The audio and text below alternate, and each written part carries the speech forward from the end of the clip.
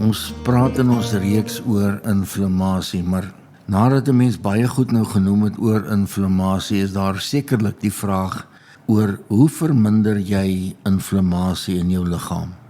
Want ek dink dis 'n belangrike vraag.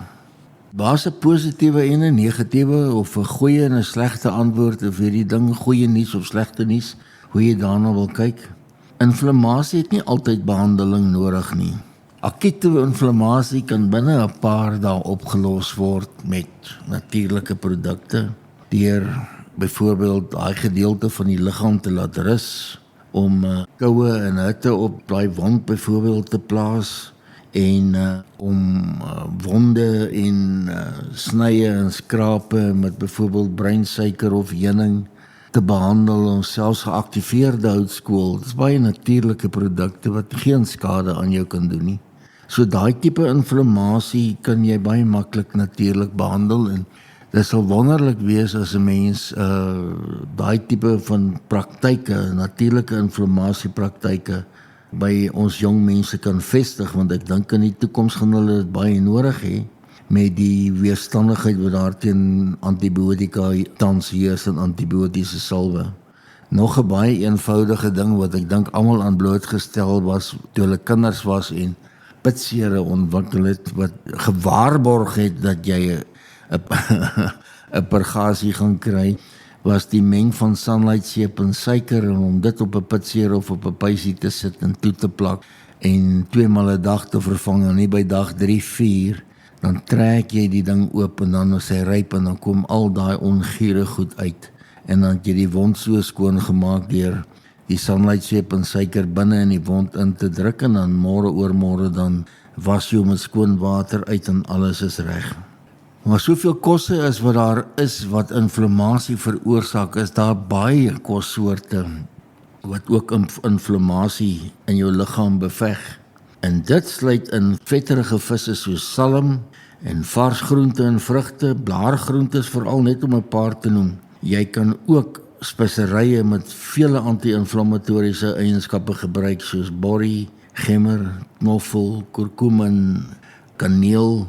Daar's vele natuurlike kruie wat aktief inflammasie in die liggaam beveg. En ek dink al wat 'n mens vir iemand moet sê in plaas daarvan om 'n bepaalde resep voor te stel, is om vir iemand te sê om bietjie navorsing te doen oor anti-inflammatoriese wat 'n anti-inflammatoriese dieet is. Jy kan kyk na 'n keto dieet om te help, maar 'n anti-inflammatoriese dieet gaan vir jou vrugte en groente en resepte gee hoe om inflammasie aktief binne in jou liggaam te beveg en hoe om jou liggaam ook alkalies te hou.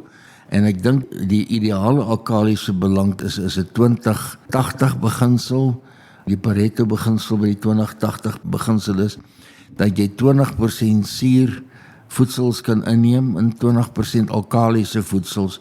En terwyl ek nou dit sê, gaan baie in hulle koppe skud en sê, maar ek weet nie wat is alkaliese voedsel nie.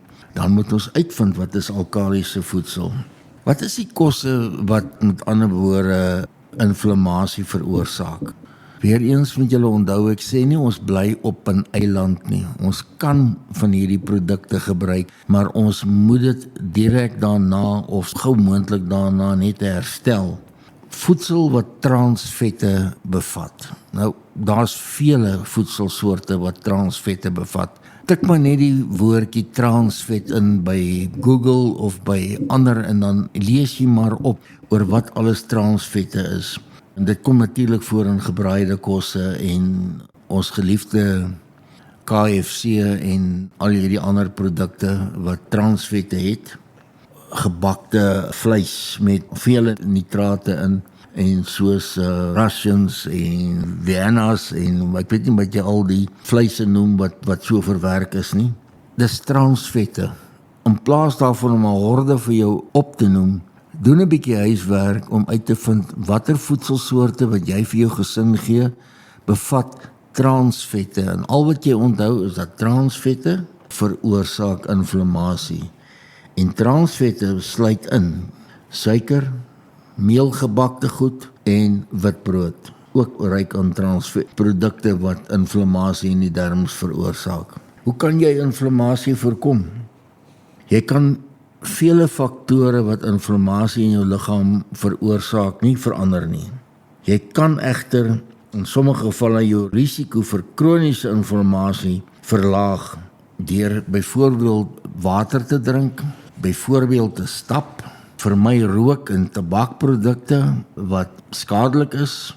En dan moet ek nou vir jou sê, daar is baie produkte wat ook ryk aan nikotien is. En 'n produk soos aartappels is byvoorbeeld ryk aan nikotien. Nikotien is nie net sleg nie, en dat ek die eerste een wees wat dit erken. Ander plante, ander voedselsoorte is ook ryk aan nikotien, en nikotien het sy plek in ons gesondheidsmodel. Eet meestal vars kosse en vermy maar die hoogs verwerkte voedsel. Hierdie is natuurlik 'n konsensuele begrip, want as ek nou vir jou sê beperk jou gewigstoename, dan gaan jy vir my vra nou maar hoe jy doen jou beste. Kyk na intermittent fasting. Kyk asseblief na 'n keto dieet. En onthou, die beste maaltyd wat jy kan eet is die een wat jy nie eet nie. En eet altyd sodat daar 'n klein bietjie plek is om jou honger te laat word. En by intermittent fasting, en jy sal sien by die hippie shake, wat dit veroorsaak is dat jy na 'n uur en 'n half, dan begin jy na honger word, dan gebruik jou liggaam die gestoorde energie wat binne in jou liggaam is op. Intermittent fasting sal vir jou ook leer dat jou liggaam draai teen homself en hy plaas jou liggaam in 'n toestand van ketose en hy gebruik die suikermolekules wat binne in jou liggaam beskikbaar is en hy gebruik dit op 'n natuurlike manier. Dit is belangrik dat jy dink, dit is belangrik dat jy baie mooi na voedsel kyk wat jy koop en wat jy inneem. Kyk na die chemiese stowwe wat daarop gespuit word, gifstowwe. Kyk na die chemiese voeding wat dit kry om dit pragtig en mooi te laat lyk. Al hierdie produkte veroorsaak indirek inflammasie en jy dink dat jy eintlik gesond eet. Inflammasie is die woord wat ons baie meer oor moet praat in die toekoms. Vele kere kom dit in nuusartikels tevore en as 'n toestand. Alles begin met inflammasie. En die heel belangrike ding van inflammasie is om te weet dat dit die oorsaak van mediese toestande in jou eie genetika en jou unieke DNA is. Ek wil hierdie praatjie maar hier ophou, kort, en dan wil ek in 'n volgende praatjie praat oor sitokine.